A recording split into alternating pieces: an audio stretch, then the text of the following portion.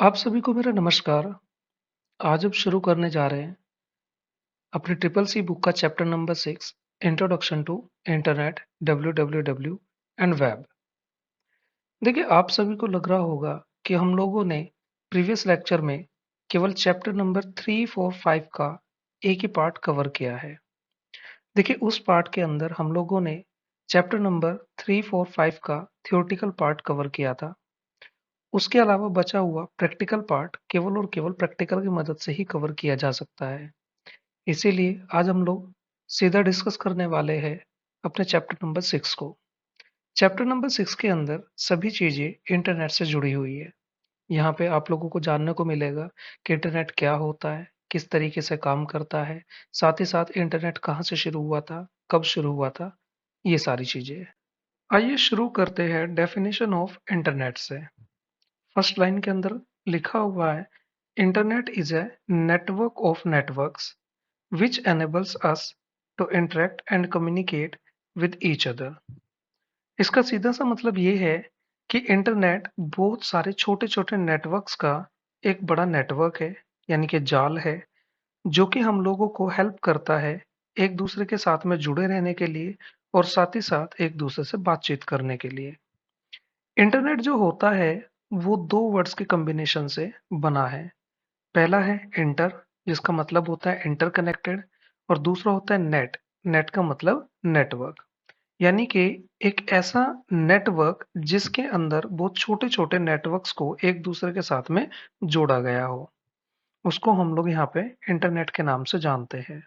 Next point is 1969 में American department of defence ने पहली बार एक नेटवर्क रेडी किया था, जिसका नाम रखा गया था अर्पानेट। अर्पानेट का पूरा नाम है advance research project administration network. इस नेटवर्क के अंदर 4 कंप्यूटर्स को अलग-अलग जगह पे रख के और उनके अंदर डाटा को ट्रांसफर करके देखा गया था। ये 4 कंप्यूटर कुछ ऐसे रखे गए थे। पहला computer university of California Los Angeles के अंदर, जिसको इन शॉर्ट यूसीएलए कहा जाता है। Second computer Stanford research institute in short SRI कहा जाता है। Third computer university of California Santa Barbara के अंदर रखा गया था, जिसको इन शॉर्ट यूसीएसबी कहा जाता है। और फोर्थ कंप्यूटर यूनिवर्सिटी ऑफ उथा के अंदर रखा गया था। अर्पानेट की मदद से पहली बार इन्हीं चारों कंप्यूटर्स पर डाटा को सेंड और रिसीव करके देखा गया था। चलिए अब बात करते हैं कुछ इंपॉर्टेंट नोट्स के बारे में। फर्स्ट नोट के अंदर लिखा हुआ है, the actual term internet was finally coined in 1995 by the FNC. इसका मतलब है कि इंटरनेट शब्द का पहली बार प्रयोग 1995 में एफएनसी द्वारा किया गया था। एफएनसी का पूरा नाम होता है फेडरल नेटवर्किंग काउंसिल यूएसए। इससे पहले इंटरनेट को अर्पानेट के नाम से जाना जाता था। नेक्स्ट नोट है, the web means W was invented by Tim Berners-Lee at CERN in 1989 and opened to the public in 1991। यानी कि डब्ल्यू को इन्वेंट किया था टिम बर्नर्स ली ने, कहाँ पर? सर्न के अंदर इन 1989, और इसको पब्लिकली ओपन कर दिया गया था 1991 में। अगर मैं बात करूं कि डब्ल्यू होता क्या है, देखिए डब्ल्यू का पूरा नाम वर्ल्ड वाइड वेब होता है, और ये एक टाइप की सर्विस होती है इंटरनेट की, जिसके अंदर आप लोगों को बहुत सारी वेबसाइट और वेब पेजेस का कलेक्शन मिलता है, और इन सभी वेबसाइट या वेब पेजेस को हम लोग इंटरनेट के माध्यम से चलाते हैं। हम डब्ल्यू को वर्ल्ड वाइड वेब और साथ ही साथ W3 भी कहते हैं। इसके अलावा हम इसको द वेब के नाम से भी जानते हैं। साथ ही साथ ये सर्न क्या है? अगर मैं बात करूं सर्न की, तो सर्न का पूरा नाम होता है European council for nuclear research. Next point is कि Ray Tomlinson invented electronic mail, it means email, in 1971। देखिए, ट्रिपल सी में कई बार क्वेश्चन पूछा जा चुका है कि पहला ईमेल किसने भेजा था, या ईमेल को किसने इन्वेंट किया था। तो यहाँ पे लिखा हुआ है रे टॉमलिंसन ऐसे व्यक्ति थे जिन्होंने इलेक्ट्रॉनिक मेल इन्वेंट किया था 1971 में। बात कर लेते हैं कि ईमेल होता क्या है। देखिए, हम लोग इंटरनेट की मदद से किसी भी पत्र को टाइप करके और कंप्यूटर से ही एक कंप्यूटर से दूसरे कंप्यूटर पर भेज सकते हैं। इसी सुविधा को हम लोग ईमेल के नाम से जानते हैं। ईमेल भेजने के लिए हमारे पास एक ईमेल अकाउंट होना चाहिए। ईमेल की सुविधा बहुत सारी कंपनीज देती है, जैसे कि जीमेल यानी कि Google mail, Yahoo mail, Rediff mail, Microsoft Outlook mail, इस तरीके से। ट्रिपल सी एग्जाम के अंदर एक क्वेश्चन ईमेल से रिलेटेड कई बार पूछा जा चुका है। उसमें पूछा जाता है कि हम किसी भी एक कंपनी के ईमेल अकाउंट से क्या दूसरे कंपनी के ईमेल अकाउंट पर ईमेल भेज सकते हैं? इसका जवाब है हाँ। हम लोग जीमेल अकाउंट से किसी और अदर ईमेल अकाउंट पर ईमेल भेज सकते हैं, जैसे कि Gmail to MS Outlook, Gmail to Yahoo mail, और इसी तरीके से कोई भी दो या दो से ज्यादा ईमेल अकाउंट एक दूसरे अकाउंट पर ईमेल सेंड कर सकते हैं। चलिए अब हम बात करते हैं important terms related to the internet के बारे में। First point is web page. Internet के ऊपर कभी भी हम किसी भी इंफॉर्मेशन को जब सर्च करते हैं, उसके बाद में एक रिजल्ट के लिए पेज निकलता है जिसके ऊपर आप लोगों को काफी सारे ब्लू कलर के लिंक्स दिए जाते हैं। उस पेज को हम लोग सर्च इंजन रिजल्ट पेज के नाम से जानते हैं। फिर उसके बाद में हम लोग जैसे ही किसी न किसी ब्लू कलर के लिंक पे क्लिक करेंगे, तो वो हमको एक पर्टिकुलर पेज के ऊपर लेकर के चला जाएगा जहाँ पे हमारे कीवर्ड से जुड़ी हुई कोई ना कोई इंफॉर्मेशन रखी हुई होगी। उन्हीं पेजेस को हम लोग वेब पेज के नाम से जानते हैं। Second point is website. देखिए यहाँ पे लिखा हुआ है the collection of multiple web pages is known as website.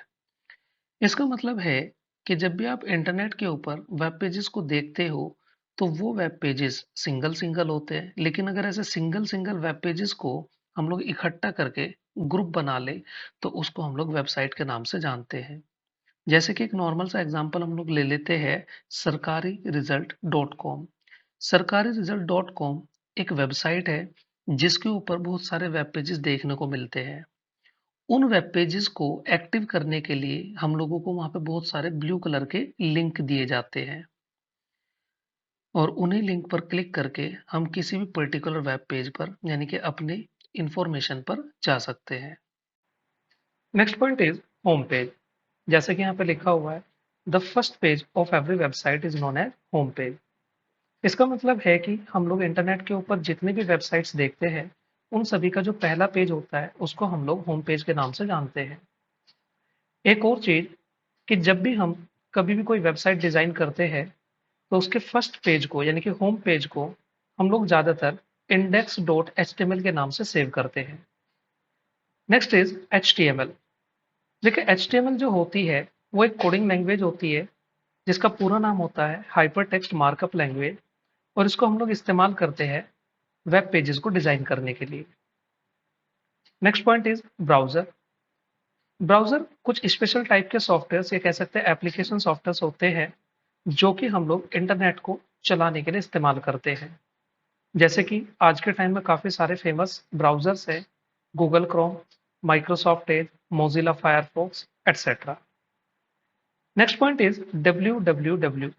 www का पूरा नाम वर्ल्ड वाइड वेब होता है। अगर मैं बात करूं छोटे बच्चों की, तो उनको बताया जाता है कि इंटरनेट का दूसरा नाम ही www होता है। लेकिन हम पिछले कुछ पॉइंट्स के अंदर डिस्कस कर चुके हैं कि www जो होता है वो इंटरनेट की एक सर्विस होती है जिसकी मदद से हम लोग वेबसाइट को कलेक्ट करके रखते हैं और साथ ही साथ इंटरनेट के ऊपर वेब पेजेस को एक्सेस भी करते हैं। Next point is URL. URL का पूरा नाम यूनिफॉर्म रिसोर्स लोकेटर होता है। Uniform resource locator is an address of particular website.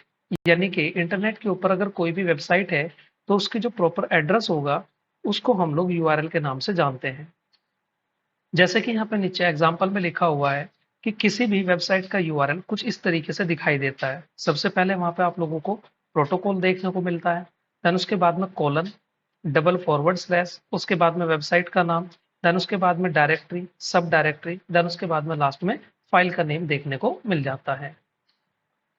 Next point is there are two types of URL. First is relative URL and second is absolute URL. देखिए, relative URL का मतलब होता है incomplete address of website.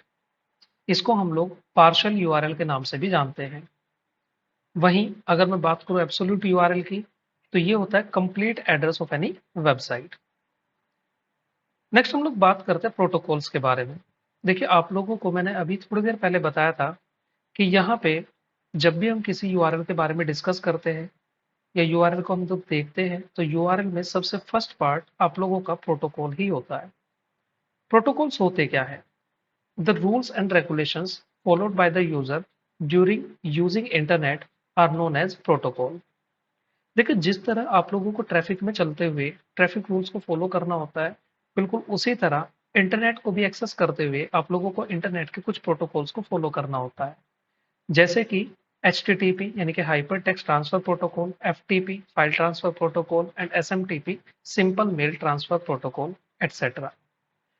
HTTP protocol, इसका पूरा नाम जैसा भी हमने पढ़ा है hyper text transfer protocol, is used to transfer the hypertext. Hypertext होते क्या है? आप लोगों ने हाइपरलिंक का नाम सुना होगा।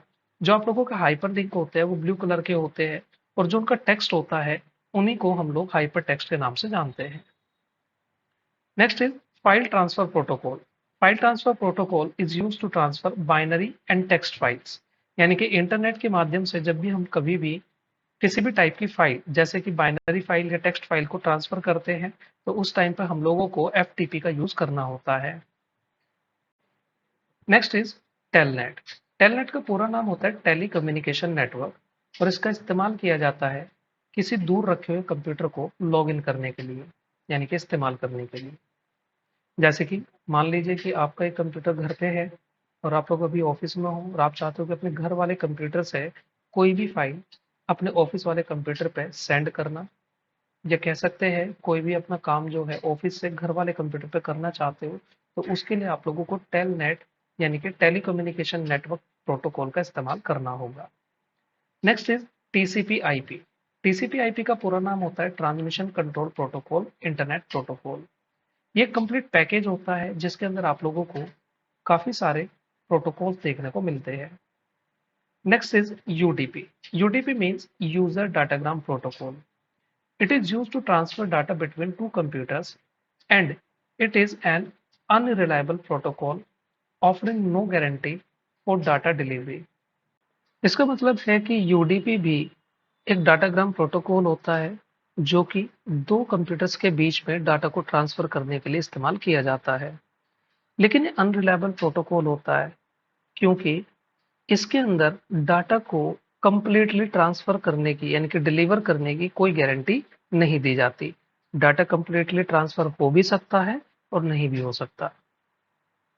चलिए बात करते हैं नेक्स्ट टॉपिक के बारे में, टाइप्स ऑफ इंटरनेट कनेक्शंस। अगर मैं बात करूं इंटरनेट कनेक्शंस की, तो इंटरनेट कनेक्शंस दो तरीके के होते हैं। First is wired connections and second is wireless connections. Wired connections के अंदर हम लोग तारों का इस्तेमाल करते हैं इंटरनेट चलाने के लिए, और वायरलेस कनेक्शंस के अंदर हम लोग वेव्स का इस्तेमाल यानी कि तरंगों का इस्तेमाल करते हैं इंटरनेट को चलाने के लिए। वायर्ड कनेक्शन के अंदर जैसे कि डायल अप या फिर ब्रॉडबैंड कनेक्शन, आप लोगों ने देखा होगा पुराने टाइम पे जो टेलीफोन वायर या टेलीफोन लाइन होती थी उसी की मदद से घर घर इंटरनेट कनेक्शन भी प्रोवाइड कराया जाता था। उन्हीं को हम लोग यहाँ पे डायल अप कनेक्शन के नाम से जानते थे। Second is wireless connection. इसके अंदर आप लोग एग्जाम्पल देख पा रहे होंगे जैसे कि वाईफाई। वाईफाई का पूरा नाम होता है वायरलेस फिडेलिटी। अब बात कर लेते हैं कुछ इंपॉर्टेंट नोट्स के बारे में। सबसे पहले यहाँ पे फर्स्ट नोट के अंदर लिखा हुआ है bandwidth. In context of the internet, the number of bits transferred by a channel पर unit time is the bandwidth of that internet connection. अगर मैं इसको आसान भाषा में कहूँ तो कुछ ऐसे मान लीजिए कि रोड जितना चौड़ा होता है उसके ऊपर से ट्रैफिक भी उतनी तेजी से और उतनी आसानी से गुजर सकता है। तो अगर इंटरनेट की मैं बात करूं तो बैंडविड्थ उसी तरीके का एक चैनल होता है, एक रोड होता है जिसके ऊपर डाटा को ट्रांसफर किया जाता है। जितनी ज़्यादा बैंडविड्थ होगी उतना ही ज़्यादा एक बारी में यानी कि पर यूनिट टाइम में डाटा ट्रांसफर हो सकता है। नेक्स्ट नोट आ जाता है, all the websites on the internet have unique names associated with them. To launch a website we must have a unique domain name. मतलब कि इंटरनेट के ऊपर अगर कोई भी वेबसाइट है तो उसका एक अपना यूनिक नेम होता है जो कि उसके साथ जुड़ा होता है। साथ ही साथ किसी भी वेबसाइट को लॉन्च करने के लिए उसका एक यूनिक डोमेन का होना यानी कि डोमेन नेम का होना जरूरी है। जैसे कि यहाँ पे लिखा हुआ है www.google.com। Google is a domain name and .com is a codomain. जो कोडोमेन होता है वो जेनरिक भी हो सकता है और साथ ही साथ कंट्री के नेम्स के हिसाब से भी हो सकता है। नेक्स्ट हम लोग बात करते हैं कुछ कॉमन कोडोमेन्स के बारे में। देखिए वेबसाइट के लास्ट में यानी कि वेबसाइट के यूआरएल के लास्ट में आप लोगों ने कभी ना कभी डॉट इन लगा हुआ जरूर देखा होगा। डॉट इन का मतलब होता है कि ये जो वेबसाइट है ये इंडियन वेबसाइट है।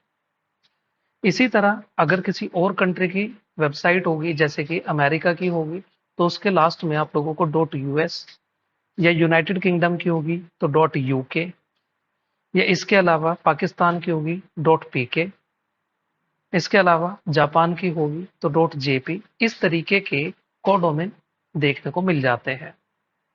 जैसे कि मैंने आप लोगों को अभी थोड़ी देर पहले भी बताया था कि जो कोडोमेन होते हैं ये कंट्री के हिसाब से भी हो सकते हैं और साथ ही साथ जेनरिक भी हो सकते हैं।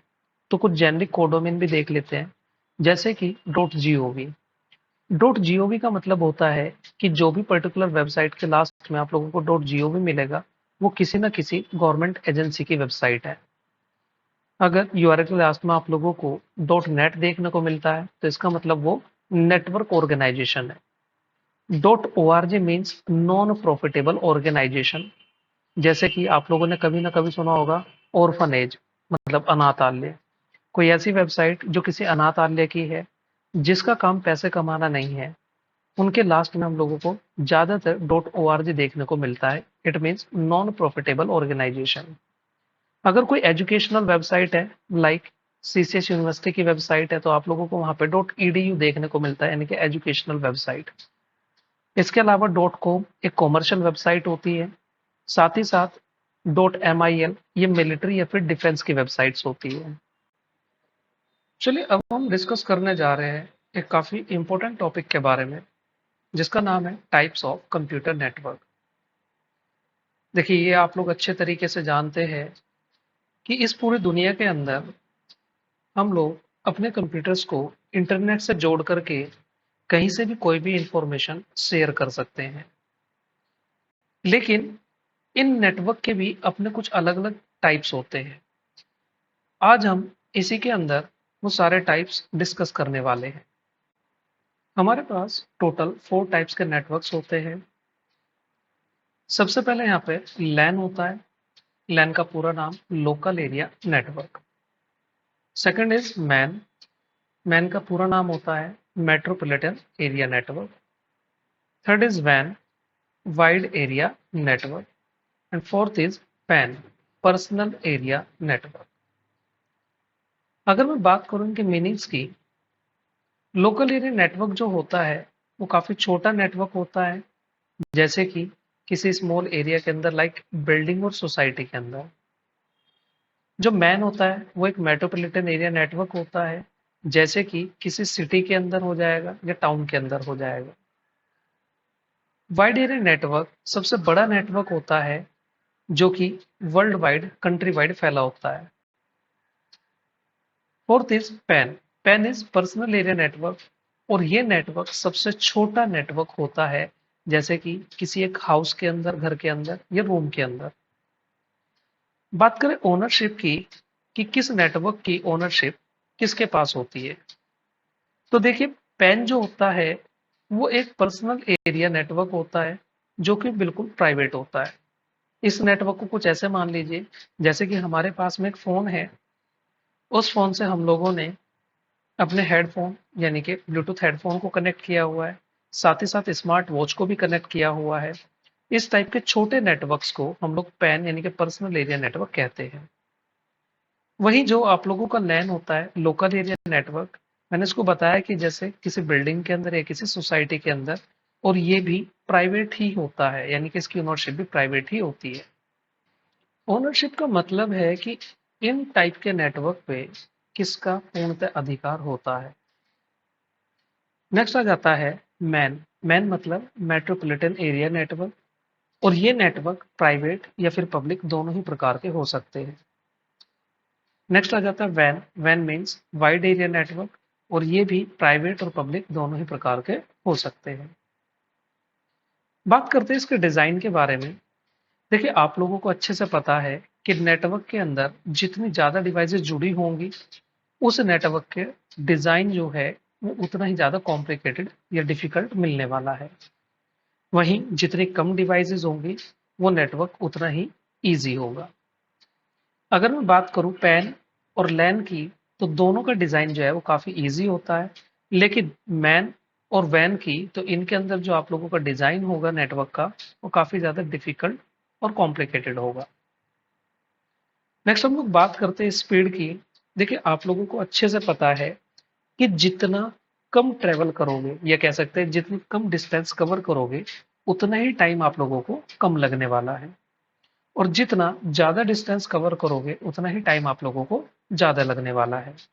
बिल्कुल उसी तरह पैन होता है छोटा नेटवर्क, यानी कि पर्सनल एरिया नेटवर्क, जिसके अंदर सिग्नल्स को काफी कम ट्रेवल करना पड़ता है। इसी वजह से इसके अंदर सिग्नल जल्दी से ट्रांसमिट हो जाते हैं, और यहाँ पे एक हाई स्पीड देखने को मिलती है। वहीं लैन के अंदर थोड़ी सी स्पीड घट जाती है। इसके अंदर टिपिकली आप लोगों को 10, 100 या फिर 1000 Mbps तक की स्पीड देखने को मिल जाती है। अगर मैं बात करूं मैन की, मेट्रोपॉलिटन एरिया नेटवर्क की, तो इसके अंदर आप लोगों को मैक्सिमम 100 Mbps तक की स्पीड देखने को मिल जाती है। और अगर बात करें वैन की, तो वैन होता है वाइड एरिया नेटवर्क। ये काफी और सभी नेटवर्क्स के कंपैरिजन में स्लो होता है, और इसके अंदर आप लोगों को 1.5 से लेकर के 10 Mbps तक की स्पीड देखने को मिल जाती है। लेकिन जब से फाइबर ऑप्टिक टेक्नोलॉजी का इस्तेमाल होने लगा है, तब से हम लोगों को वैन के अंदर भी काफी अच्छी स्पीड, लगभग 50 Mbps या अप टू 80 Mbps तक की स्पीड भी देखने को मिल जाती है। नेक्स्ट हम लोग बात करते हैं डिस्टेंस कवरेज के बारे में। तो देखिए, जो सबसे छोटा नेटवर्क होगा वो सबसे कम डिस्टेंस कवर करेगा। जैसे कि पर्सनल एरिया नेटवर्क ज्यादा से ज्यादा 10 मीटर तक की डिस्टेंस कवर करता है। वहीं अगर मैं बात करूं लोकल एरिया नेटवर्क की, तो इसके अंदर एरिया बढ़ जाता है, और यहाँ पे आप लोगों को 0 to 10 किलोमीटर का एरिया देखने को मिलता है। नेक्स्ट अगर बात करें मैन की, तो मैन के अंदर आप लोगों को 1 to 100 किलोमीटर तक का सर्कल एरिया देखने को मिल जाता है। और अगर बात करें वाइड एरिया नेटवर्क यानी कि वैन की, तो यहाँ पर आप लोगों को एंटायर वर्ल्ड यानी कि पूरी दुनिया देखने को मिलती है। बात करते हैं यूज्ड इन, यानी कि हम लोग इन नेटवर्क्स का इस्तेमाल कहाँ कहाँ करते हैं। तो देखिए, सबसे छोटा नेटवर्क जो आप लोगों का पैन होता है, यानी कि पर्सनल एरिया नेटवर्क, उसको हम लोग होम के अंदर या रूम के अंदर इस्तेमाल करते हैं। वहीं अगर हम लोग बात करें लोकल एरिया नेटवर्क की, तो इनको हम लोग स्कूल, कॉलेजेस, हॉस्पिटल्स या यूनिवर्सिटीज वगैरह तक भी हम लोग इनका इस्तेमाल करते हैं। Next is metropolitan area network. इनको हम लोग स्मॉल टाउन या मेट्रो सिटीज के अंदर भी इस्तेमाल करते हैं। बात करें वाइड एरिया नेटवर्क की, तो आप लोगों को अच्छे से पता है, ये तो कंट्री वाइड या कॉन्टिनेंट वाइड या वर्ल्ड वाइड फैला हुआ है। आज के लेक्चर में इतना ही। Thank you.